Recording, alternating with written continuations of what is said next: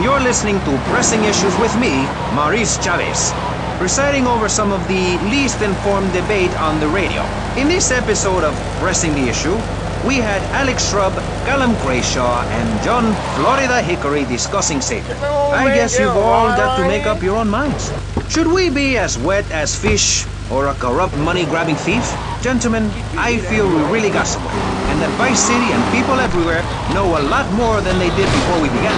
And now, over to Jonathan and Melissa to talk to you about public radio in your area. You're listening to VCPR, the radio station for disoriented and unrealistic college professors who wear fuzzy sweaters and find everything terribly interesting. I'm Michelle Montañez. And I'm Jonathan Freeloader. Public radio is very important. You may have heard my recent hour-long story about my hike in the park. That was fascinating and very important for everyone, even the blind. Play a selection, Jonathan. I think this is the part where I came to the big tree. I almost felt like I was there. You won't get this kind of nauseating detail on commercial radio. VCPR is 100% commercial free. Absolutely nothing interrupts your enjoyment of our fine programming and ability to tackle the important things like Jonathan's walk in the park. But we need you. Think of yourself as a member of this station, except you aren't allowed indoors. That's an important metaphor for life. Yes, how wonderful would it be to own an hour of this radio station? We just got an enormous pledge from Farewell Ranch. That's great. Farewell Ranch is a great place to take your loved one. Just dial 866-9-BURY-ME. Remember, VCPR is commercial and interest-free. Donate your money now. Thank you, guys. So, we're back on Pressing Issues. Just one of many fine shows you'll hear if you have the patience to listen to public radio. Although thanks to the many awards we have won, Pressing Issues has extended playtime and is the #1 rated show in the Vice City area. I'm your very entertaining host, Maurice Chavez, a man climbing the broadcasting ladder at a rate of 6 knots. 6 years ago, I was a clown, and now I'm a success. Think about it. Imagine where I could be in 10 years.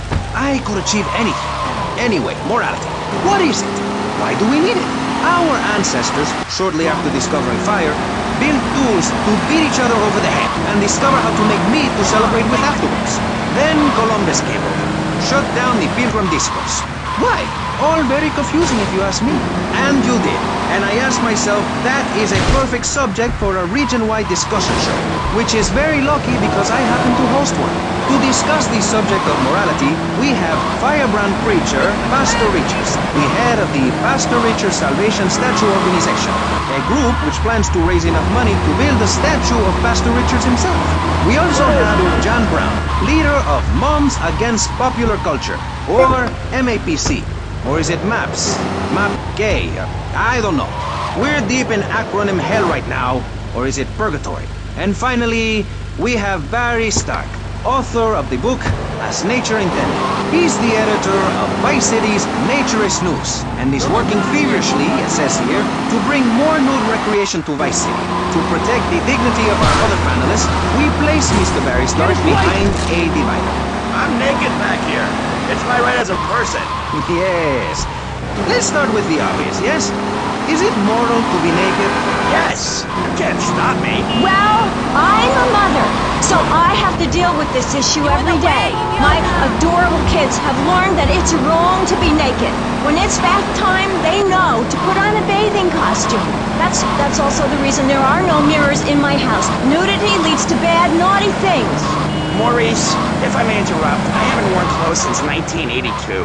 Clothes are seriously unnatural. Didn't you guys learn anything from the 60s? I had a revelation when I was on holiday in Germany. I'd always felt very constricted. Then it hit me like a slippery fish. Clothes are plain wrong. When you're born, you're not wearing any clothes. When you die, you're not wearing any clothes. I'm going to have to interrupt you there. What if you die at work? What if an enormous piece of machinery falls on you while you're working?